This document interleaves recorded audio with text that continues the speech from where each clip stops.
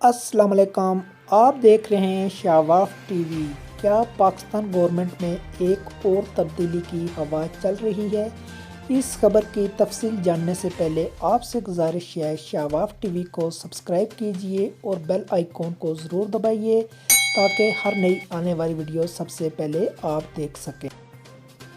کیا ایک اور تبدیلی کی ہوا چل پڑی ہے؟ پاکستان مسلم لیگ نون اس وقت بہت پرجوش دکھائی دے رہی ہے۔ پاکستان پیپلز پارٹی ہمیشہ کی طرح پرسکون ہے، جبکہ پاکستان تحریک انصاف کچھ مشتعل دکھائی دیتی ہے۔ حکومتی عہدیداروں کے بیانات اور بوکھلاہٹ ایک طرف، لیکن ایسا لگ رہا ہے جیسے پارٹی اپنے مستقبل کے حوالے سے خطرات کا شکار ہے، اور اتوار کو ہونے والی وزیر اعظم عمران خان کی تقریر ان تمام افراد کو خاموش کرنے کے لیے کافی تھی جو کسی گڑبڑ کی افواہوں کی وجہ سے شفاعت کا شکار تھے۔ پاکستانی شہریوں کے ساتھ بات چیت میں وزیر اعظم کا کہنا تھا کہ اگر انہیں اقتدار سے بے دخل کیا گیا تو وہ حزب اختلاف میں مزید خطرناک ثابت ہوں گے۔ ان کے اس بیان سے ایک نئی بحث چھڑ گئی۔ اس بات کی کوئی وجہ سمجھ نہیں آ رہی کہ وزیر اعظم نے جو کچھ کہا وہ کیوں کہا۔ ہاں، اس کی ایک وجہ اپنے لیے مشکلات کھڑی کرنے کی عمران خان کی ایک صلاحیت ہو سکتی ہے۔ اگر ان کے لیے واقعی کوئی خطرہ موجود بھی ہے تو حکومت اس کا اقرار کیوں کر رہی ہے؟ لیکن وہی بات کہ ہمارے سامنے عمران خان ہیں۔ اختصار اور احتیاط جیسے الفاظ ان کی لغت میں موجود ہی نہیں ہیں۔ آخر کوئی وزیر اعظم کی زبانی غلطیوں پر کتنی مرتبہ رد عمل دے سکتا ہے، کیونکہ 2018 کے بعد ایسا کئی مرتبہ ہو چکا ہے۔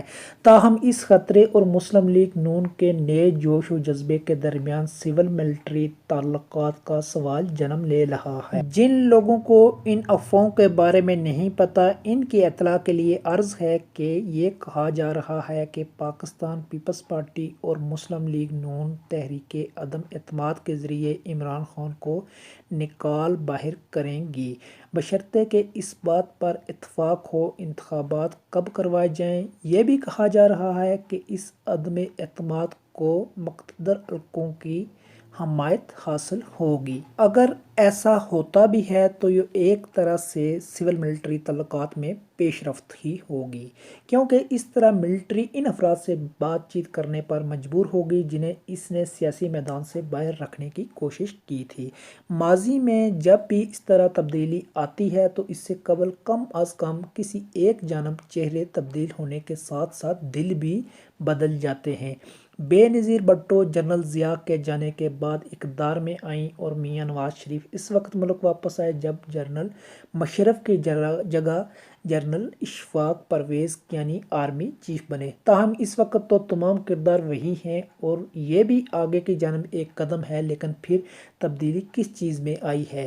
کچھ لوگ کہیں گے تجربہ بہت زیادہ ناکام رہا اور بحران اس قدر شدید ہے کہ اب واپسی کے علاوہ کوئی راستہ نہیں بچا۔ لیکن بڑے پیمانے پر ہونے والی اس تبدیلی کا کیا نتیجہ نکلے گا؟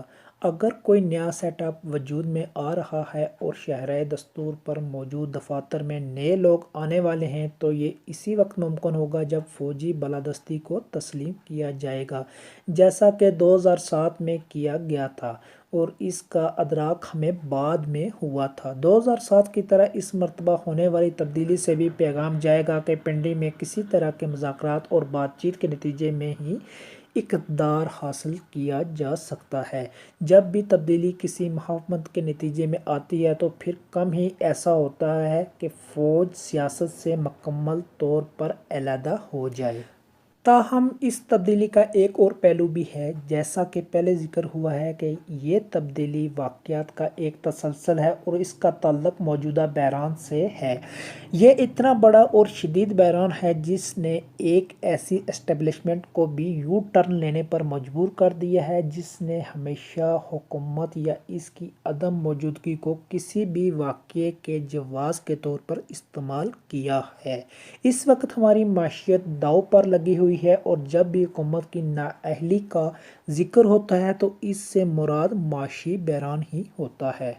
اس کے باوجود ہمارے یہاں پہلے عدم توازن یعنی سول ملٹری تعلقات اور دوسرے عدم توازن یعنی ہماری معیشت سے متعلق ہے، اس بارے میں کوئی بات نہیں ہوتی۔ اگر ہماری موجودہ بحث کو سنا جائے اور اس پر یقین کیا جائے تو معلوم ہوتا ہے کہ یہ دونوں بالکل غیر متعلق چیزیں ہیں۔ جس طرح پی ٹی آئی نے کبھی اپنے حامیوں کو باور کروایا تھا کہ ملک کی معاشی بدحالی روایتی مین اسٹریم جماعتوں کی بدعنوانی کی وجہ سے ہے، اس طرح ان روایتی جماعتوں نے اب یہ خیال پھیلایا ہے کہ پی ٹی آئی کی نااہلی ہی خوشحالی اور پاکستانیوں کے درمیان دیوار بنی کھڑی ہے۔ تاہم جیسے کہ اب پی ٹی آئی کو معلوم ہو گیا ہے اور مسلم لیگ نون کو معلوم ہو جانا چاہیے کہ معاملہ اتنا آسان نہیں ہے، مسائل کہیں زیادہ گہرے اور پیچیدہ ہیں، ان کے حل طویل مدتی ہے۔ یہ ایک ایسی بحث ہے جسے ابھی عوامی سطح پر نہیں کیا جا رہا ہے۔ کچھ لوگوں کے علاوہ اکثریت اس معاملے کو کرپشن اور ووٹ کی عزت کی طرح دیکھتی ہے۔ یوں ان سخت سیاسی اور معاشی فیصلوں کی پیچیدگی پر پردہ پڑ جاتا ہے کہ جن کو ابھی لیا جانا ہے، اور ساتھ ہی اس بات کو بھی تسلیم نہیں کیا جاتا کہ ان مسائل کا کسی حد تک تعلق قومی سلامتی کی صورتحال سے بھی ہے۔ مثال کے طور پر پراپرٹی ٹیکس کے معاملے کو ہی دیکھ لیجیے۔ شاہ رخ وانی نے اس معاملے پر کچھ تحقیق کی ہے۔ وہ اس جانب اشارہ کرتے ہوئے کہ یہ کسی بھی حکومت کے لیے ایک مشکل فیصلہ ہے، لیکن اگر کوئی حکومت اس حوالے سے سیاسی ہمت ادا کرنے کے لیے تیار بھی ہو تو کیا ڈیفینسنگ ہاؤسنگ سوسائٹیز میں اس کے حوالے سے مزاحمت کے سبب یہ ٹیکس کام کرے گا؟ در حقیقت کراچی جیسے شہر میں مسائل کے حل کے لیے شہر کے اندر کئی اداروں کے دائرہ اختیار پر غور کیے بغیر 18ویں ترمیم یا سیاسی جماعتوں کو مورد الزام ٹھہرانا آسان ہے۔